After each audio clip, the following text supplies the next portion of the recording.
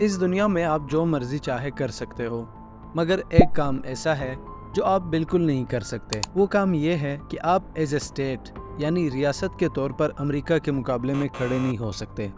अगर आप ऐसा कर लेते हैं तो आपके बुरे दिन शुरू हो जाते हैं। फिर आप चाहे कोई पुरअमन स्टेट हो या आप कोई एग्रेसिव स्टेट हो, आपने अमेरिका को कुछ नहीं कहना और हर हाल में उसकी गुलामी के लिए तैयार रहना है। इसकी बहुत सारी मिसालें हमारे सामने हैं। लीबिया के मोअम्मर कज़ाफ़ी हों, इराक के सद्दाम हुसैन हों या सऊदी अरब के शाह फैसल, सब के सब इसी जुर्म की वजह से मारे गए क्योंकि वो अमेरिका की आंखों में आंखें मिलाकर बात करते थे।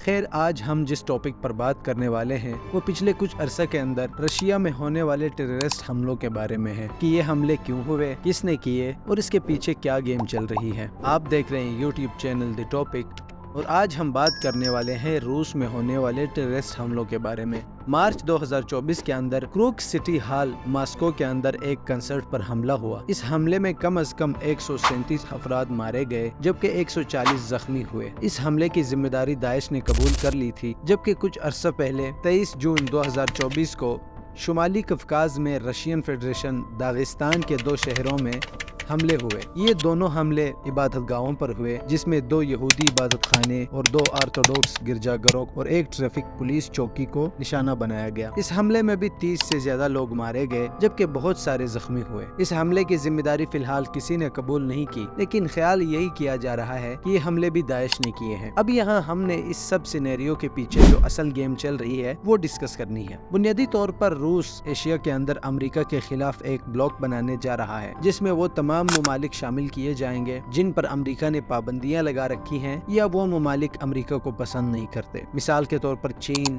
अफगानिस्तान, ईरान, शुमाली कोरिया और ऐसे बहुत सारे ममालिक हैं। इस अलायंस और इत्तेहाद को बनाने के लिए रूस इतनी जल्दी में है कि इसने तकरीबन 24 साल बाद नॉर्थ कोरिया का अचानक दौरा किया और नॉर्थ कोरिया के सदर के साथ मुलाकात की और बहुत सारे डिफेंस एग्रीमेंट साइन किए, जिसका मतलब साफ तौर पर अमेरिका को धमकी देना था क्योंकि नॉर्थ कोरिया अमेरिका के सबसे बड़े दुश्मनों में से एक है। शुमाली कोरिया से पुतिन सीधा वियतनाम गया और वहाँ की हुकूमत से बातचीत की और उनको एतमाद में लिया। और ये तो आप सब जानते होंगे कि वियतनाम जंग के बाद वियतनाम भी एंटी अमेरिका मुल्कों में बहुत आगे है। रूसी सदर पुतिन की इन मुलाकातों के बाद आपको अंदाजा होगा कि इंटरनेशनल लेवल पर हालात काफी गर्म हो रहे हैं। अब चूंकि रशिया अमेरिका के खिलाफ एक ताकतवर ब्लॉक बनाने की कोशिश कर रहा है, इसलिए अमेरिका भी चुप रहने वाला नहीं है। अमेरिका भी हर मुमकिन कोशिश कर रहा है कि वो चाइना, ईरान, अफगानिस्तान, शुमाली कोरिया और बहुत सारे ताकतवर ममालिक का ये ब्लॉक कमज़ोर कर दिया जाए और किसी तरीके से इनके दरमियान हालात ख़राब कर दिए जाए। रशिया में होने वाले हमलों में ISK यानी दाइश खुरासान इन्वॉल्व है।